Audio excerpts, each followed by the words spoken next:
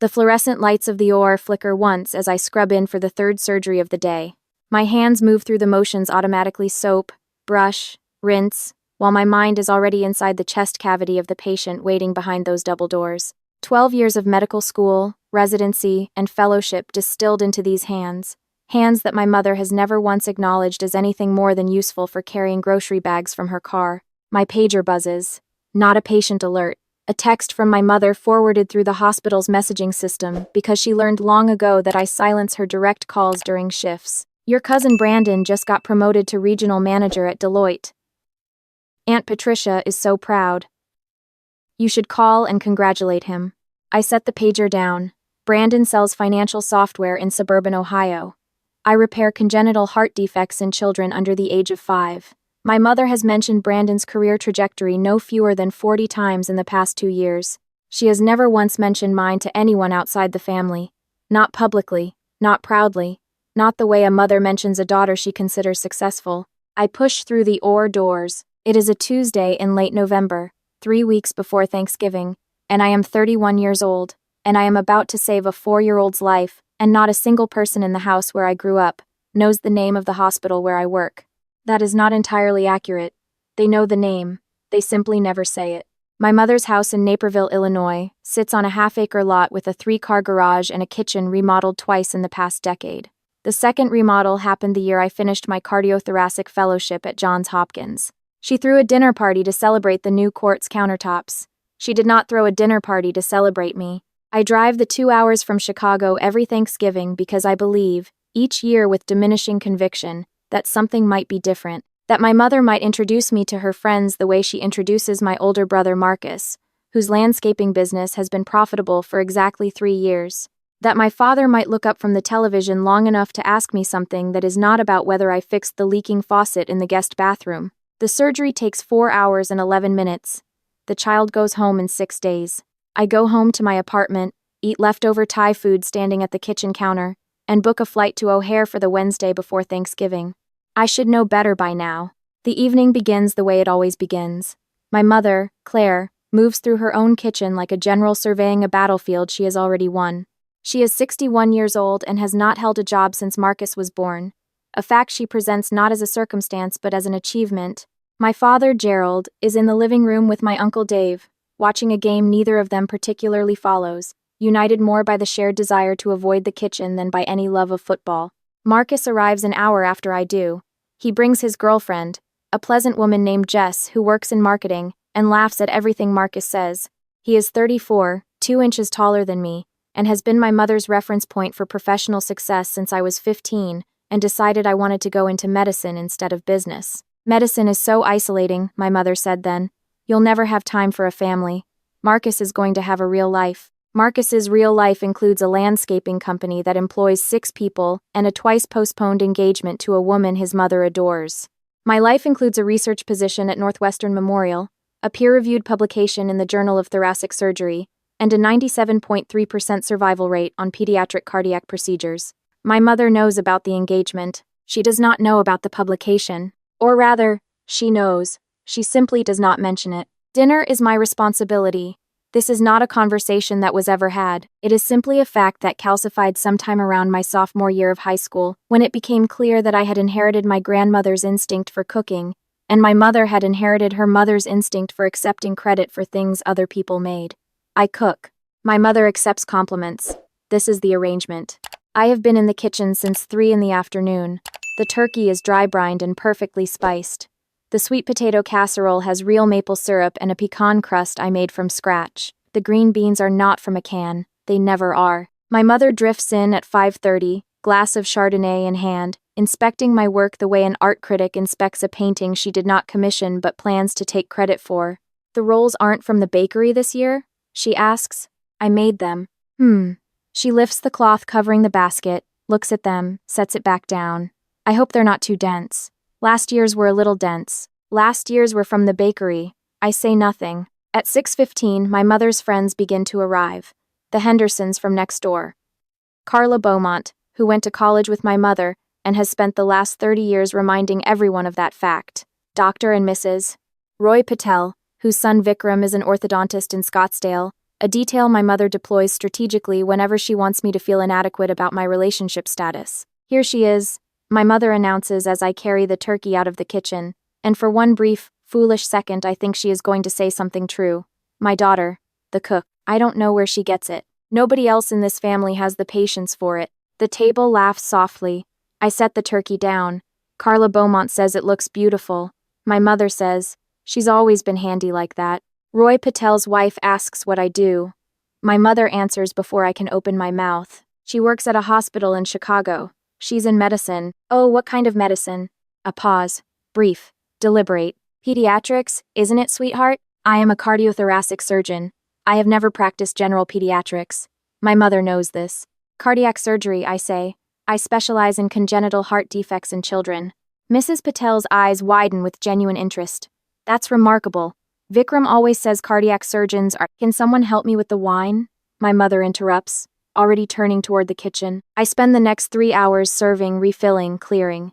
Not because anyone asks me to. Because the alternative is sitting at the table and watching my mother describe Marcus's latest commercial contract in the glowing tones she reserves for things she considers worth discussing. Because somewhere between 23 and 31 I accepted this role so completely that I stopped noticing I was playing it. Until tonight. Tonight something is different, and I cannot immediately locate what it is. It is Marcus, I realize. Marcus is watching me differently. He has been watching me differently all evening, with a quality of attention that is not affection and is not quite guilt, but lives somewhere in the uncomfortable territory between the two. Twice I catch him looking away too quickly when our eyes meet. Once I see him say something quietly to Jess, who glances at me and nods. I file this away. The guests leave by 10. I wash the dishes because my mother has a dishwasher but uses it only for glasses and pots, and because it has never occurred to her that the person who cooked for 9 people for 5 hours might also deserve to sit down. Marcus finds me at the sink. Good dinner, he says. His voice has a texture to it that I have not heard before, something slightly off, like a note played half a step flat. Thanks. He leans against the counter. He is doing the thing he does when he wants to ask something and does not want to appear to want anything, which is to stand very casually in a way that is not casual at all. How's the research going? He asks. I turn to look at him. In 12 years, Marcus has never asked about my research. Fine, I say. Why? Just asking. He shrugs. Mom mentioned you had something going on. Something big. My mother has never mentioned my research to anyone. She does not know enough about it to mention it. I published a study on minimally invasive repair techniques for ventricular septal defects 14 months ago. I presented findings at the Society of Thoracic Surgeons conference in January.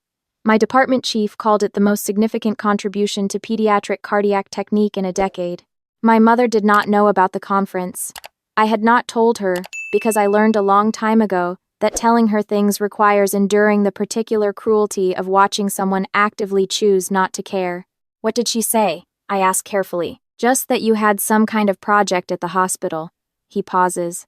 Something with a grant? I dry my hands on a dish towel.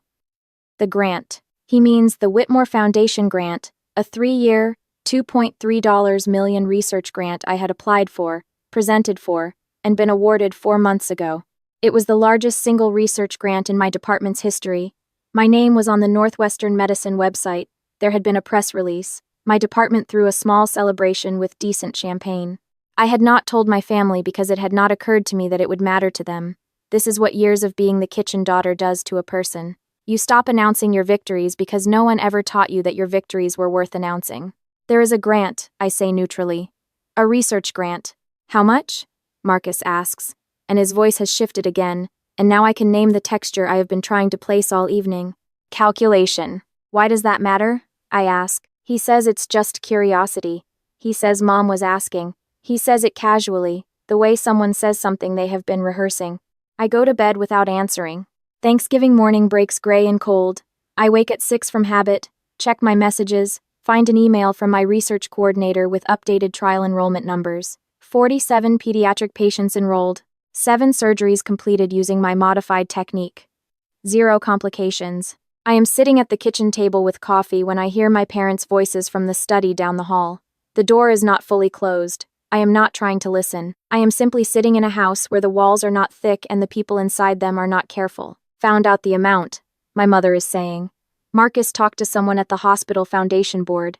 Diane Whitmore's daughter goes to the same gym as Marcus's friend, apparently. How much? My father's voice, flat and incurious in the way of a man who has learned that showing interest requires more energy than he has. 2.3 million. A pause. Over 3 years. Silence from my father. That's more than Marcus made last year, my mother says, and there is something in her voice I have never heard directed toward me before. Something that sounds like it could become respect but is currently dressed in alarm. She's going to be difficult to manage if this gets out. Carla's on the Whitmore Foundation board. She'll hear about it, and then she'll ask me about it. And what am I supposed to say? That your daughter got a grant? That my daughter got a grant, Gerald, and I've spent 15 years telling everyone she's in medicine like it's something she stumbled into. And now Carla Beaumont is going to look at me and wonder why I never mentioned that my daughter is apparently she stops. I've already talked to Marcus about whether he can find out who else applied. If there's a reason the grant could be questioned. Methodology concerns, maybe. Someone from Northwestern in his network. The coffee cup is warm in my hands. The kitchen is very quiet. Claire. My father's voice carries something I have not heard in it for a long time. Something tired and almost sorry. That's your daughter. I know who she is. Then maybe. Don't, my mother says, and the conversation ends. I sit at the table for a long time after their voices move away. Outside, the neighbor's yard is covered in frost. A cardinal lands on the fence post, red as a warning, and flies away. I call my colleague Maya on the drive back to Chicago, 4 hours early, the turkey I cooked yesterday sitting in a container on the passenger seat, because my mother, to her credit, had insisted I take leftovers, which I have come to understand is the only language of love she knows. Maya is a research lawyer who handles intellectual property and grant compliance at Northwestern. She is also the first person I told about the Whitmore grant because she is the person who helped me write the application. Someone may try to raise methodology concerns about the research, I tell her. Not from inside the field. From outside. Someone with connections to the foundation board. A pause. Define someone. My family. Another pause. Longer. Tell me everything, Maya says. I tell her. All of it. The kitchen. The dinner, the overheard conversation, Marcus and his questions about the grant amount, my mother's voice saying if there's a reason the grant could be questioned. When I finish, Maya is quiet for a moment. You know this is potentially actionable, she says. Interfering with a research grant by making false claims about methodology that's not just bad behavior. Depending on what they actually do, that could rise to tortious interference. It could implicate the foundation. It could end careers. I know. What do you want to do? I watch the Illinois flatlands move past my windows. The landscape here is so open, so unwilling to hide anything. You can see every car, every farmhouse, every winter bare tree from miles away. Nothing sneaks up on you unless you've stopped looking. I want to protect the research, I say, and then I want to make sure this never happens again. The following weeks move in 2 registers simultaneously. On the surface, I am the person I have always been in the OR before 7, in clinic by noon, in the lab by 3, teaching residents on Tuesday and Thursday afternoons. My modified repair technique is being evaluated by 2 additional research teams, one in Boston and one in London. The enrollment numbers climb. Underneath, Maya and I build a wall. She begins by quietly briefing Diane Whitmore's foundation attorney, a careful woman named Susan Park, who takes the description of my mother's intentions with the particular stillness of someone who has seen this kind of thing before, and finds it precisely as contemptible as it deserves to be. Susan asks Maya to send a summary email documenting what I overheard. Maya does. The email is timestamped, logged, and filed. My department chief, Dr. Harrison Webb, is a man of 64 who finished his own residency at a time when the field was considerably less welcoming than it is now, and who has since dedicated a meaningful portion of his career to making sure that the people he mentors are not quietly taken apart by forces they do not see coming. I tell him everything during our Monday one-on-one, expecting concern. What I get is unsurprised. I've watched this happen to 4 people in 20 years, he says. Someone outside the field hears about funding. They think it makes a target. They try to use back channels. He folds his hands on the disc. They always underestimate how small those back channels actually are. He calls Carla Beaumont that afternoon. I do not know exactly what he says. I know that Carla Beaumont has sat on the Whitmore Foundation board for 11 years, and that Dr. Webb has presented at her foundation's annual symposium 4 times, and that some calls are made from a position of such unambiguous authority that the person receiving them immediately understands the cost of proceeding in the wrong direction. Carla Beaumont does not call my mother. December arrives. The research trial completes its second phase. I fly to Boston to consult with the team at Children's Hospital, and while I am there, I give a 40-minute presentation on the modified technique to a room of 43 surgeons and researchers who ask, collectively, 31 questions and twice interrupt the Q&A with spontaneous applause. The department chief in Boston, a woman named Dr.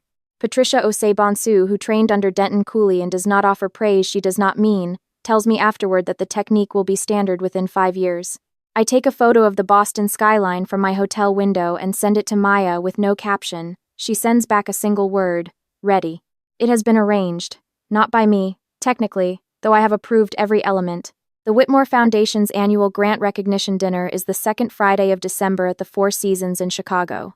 My grant is among 4 being recognized. Diane Whitmore herself will present. There are 200 guests, including board members, research partners, institutional donors, and representatives from every hospital and university associated with the awarded grants. My mother received an invitation 6 days ago. Not from me. From the foundation directly, at Diane Whitmore's personal instruction. The invitation named her as the mother of a recognized grant recipient and was accompanied by a handwritten note from Diane expressing her enthusiasm for the occasion. My mother, who has spent 40 years cultivating the precise social instincts that make a handwritten note from a foundation chair impossible to decline, RSVP'd within the hour. Marcus called me the next morning. Mom got an invitation to some dinner. I know. A pause. You're okay with that? Why wouldn't I be? He was quiet for a moment. She's been asking around. About the grant. About the research. I know that too. Rachel. He stopped. Started again. I shouldn't have told her the amount. I should have stayed out of it. It was the closest Marcus had come to an apology in my entire memory of him. Come to the dinner, I said. The Four Seasons ballroom is everything my mother has spent a lifetime aspiring to. Ceiling height that requires you to tilt your head back.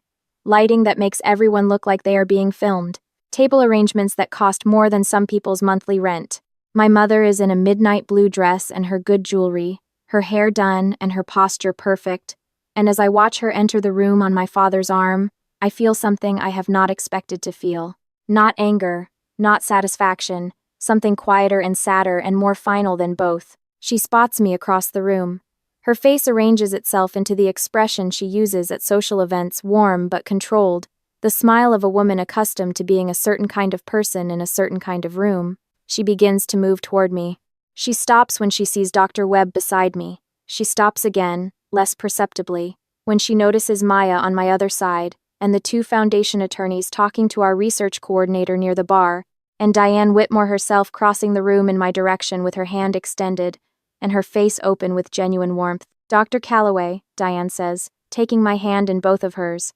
I have been looking forward to this evening all month. The work you've done, the children who will go home to their families because of what you've figured out. I want you to know that this foundation has never been more proud of anything we've supported. The room is not silent. The room is a well-attended charity dinner full of conversation and movement and the sound of glasses and good shoes on hardwood. But my mother is close enough to hear every word, and I know she can hear it, and I know that Diane Whitmore knows she can hear it, because Susan Park told Diane where my mother would be standing. And Diane Whitmore has spent 40 years knowing exactly how a room works. I introduce my mother. This is my mother, Claire. Diane turns to her with the full warmth of someone who is completely in control of what she is about to say. Your daughter is changing how we treat heart defects in children, Diane says. I hope you understand what that means. We're not talking about a career. We're talking about a legacy. She squeezes my mother's hand briefly. You must be incredibly proud. My mother says, of course. Her voice is perfectly composed. Her face is perfectly composed. She has not survived 40 years of high-stakes social performance to lose it now. But her eyes, when they move to mine, carry something I have never seen in them before. Not remorse, exactly. Not yet. Something more preliminary. The expression of someone who has just realized they have been standing in a room where the walls they could not see are now visible. Dinner proceeds. Dr. Webb gives remarks about the research. He mentions my name 11 times. He uses the word unprecedented twice and the phrase once in a generation once, and this is a man who measures words the way surgeons measure incisions only as much as necessary, never more. When it is my turn to speak, I stand at the podium and look at the room. 40 tables, 200 people. Maya and my research team at a table near the front. My parents and Marcus at a table to the right, close enough. I grew up in a house where the work you did with your hands was only meaningful if someone important noticed it, I say. I spent a lot of years trying to earn that notice from the wrong people. I'm grateful I eventually stopped. I pause. The children in this trial don't care about grants or dinners or recognition. They care about going home. That's what we're for. That's what all of this is for. The room applauds. Maya has tears in her eyes. Dr. Webb nods once, slowly, the way he nods when something meets his standard. My mother is looking at the table. After the program, during the reception, a man I do not recognize approaches me with the easy confidence of someone whose name opens doors. He is perhaps 60, silver-haired, wearing a watch that costs more than a resident's annual salary. Dr. Calloway, he says. Thomas Aldridge. I chair the board at Aldridge Children's in Seattle. We've been following your research for 8 months. He hands me a card. I'd like to have a conversation about what it would mean to bring your work to our program. Full research infrastructure, dedicated surgical suite, whatever you need. I take the card. I'd like that. He moves on. I look at the card. Then I look up, and Marcus is standing 3 feet away, and he has heard the entire exchange, and his face holds something complicated and genuine and a little raw. I didn't know, he says. I mean, I knew you were a surgeon. I just didn't understand. I know, I say. What Mom was doing, he stops. I shouldn't have helped her. Telling her about the grant. She called me and she had that voice. You know the one. And I fell into it. I'm sorry, Rachel. I actually mean that. I study my brother. He is 34 years old, and has been performing competence for a woman who has never required him to be more than adjacent to success. He is not a bad person. He is a person who was never given reason to be better than convenient. I know you mean it, I say. Let's have dinner sometime. Not Thanksgiving. Just the two of us. He nods. Something in his shoulders releases. I find my parents near the coat check at the end of the evening. My father is holding my mother's wrap. He looks tired and slightly diminished in the way of a man who has spent decades making himself smaller to fit inside a room that was never really built for him. Good speech, he says. He means it. My father is not a man of false compliments. He simply is not a man of many compliments at all. Thank you. My mother is quiet for a moment. Her eyes move around the room in the manner of someone taking an inventory they have no idea how to use. Diane Whitmore has extraordinary taste, she says finally. This is, I understand, the closest she is going to come to a direct acknowledgement of what has happened tonight. Of what she tried. Of what I built. Of the distance between what she has told people I am and what I actually am. She does, I say. 3 days later, I receive a call from Susan Park. My mother has not contacted the Whitmore Foundation. She has not contacted Carla Beaumont. She has not contacted anyone at Northwestern. Whatever she intended to do, she has decided, apparently, not to do it. I do not know if this is because of the dinner, or the conversation with Dr. Webb, or something my father said in the car on the way home, or simply the particular education of seeing your own behavior reflected back at you in a room that is not on your terms. I do not spend much time trying to understand it. Understanding it was never the point. The point was protecting the research. The point was making sure that 47 children who had been enrolled in my trial, and the hundreds who would follow them, were not made collateral damage in a conflict that was never about medicine. The point was stopping. In January, I accept Thomas Aldridge's invitation for a preliminary conversation. By March, there is a formal partnership between Northwestern Medicine and Aldridge Children's Hospital in Seattle, a 2-institution research collaboration that will allow the trial to expand to a 3rd cohort. Dr. Webb announces it at a department meeting on a Thursday morning. He says my name first. He says it with the tone he uses for things that are not remarkable, because they are unexpected, but because they are exactly what he always knew they would be. That evening, I am in my apartment, eating actual dinner at an actual table for the first time in a week, when my phone rings. My mother's name on the screen. I let it ring twice. Then I answer. Hello. I wanted to call, she says. Her voice is different. Not soft exactly. My mother's voice is not a soft instrument, but the precision of it is different. The control has shifted from the kind that performs warmth to the kind that is trying to find it. Okay. I say. A long pause. Diane Whitmore called me, she says. She wanted to tell me about the Seattle partnership. I don't know why she called me. I know why Diane called her. Diane called her because I asked her to. Because I decided, after considerable thought, that I did not want the story of my family to end with a dinner where my mother stood quietly beside a coat check and said nothing true. I wanted her to know. Not for her sake, for mine. She wanted you to have the information, I say. Another pause. I was not a good mother to your career, she says. The sentence comes out even, like something she has been practicing. I'm not sure I was a good mother to you. I look at my dinner getting cold, at the window where the Chicago skyline sits lit and indifferent and beautiful. You weren't, I say. Not about this. I know, the words land quietly, and I believe them, and I understand that believing them does not mean everything that preceded them is erased, and she probably understands that too. I'd like to come to the next presentation, she says. If that would be all right. I think about the OR at 7 in the morning. I think about the 4-year-old who went home in 6 days.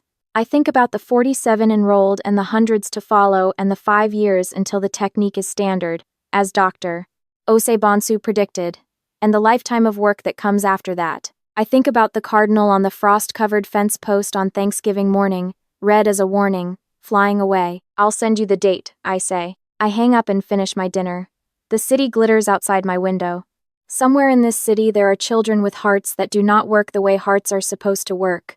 And next week I will open a chest and make something whole that was not whole before, and no one will introduce me at dinner for it, and that is no longer something that lives in my chest like a stone. I built this myself, with my hands, and my mind, and the people who chose to stand beside me when the people who should have stood there didn't. That is the only story that has ever been worth telling.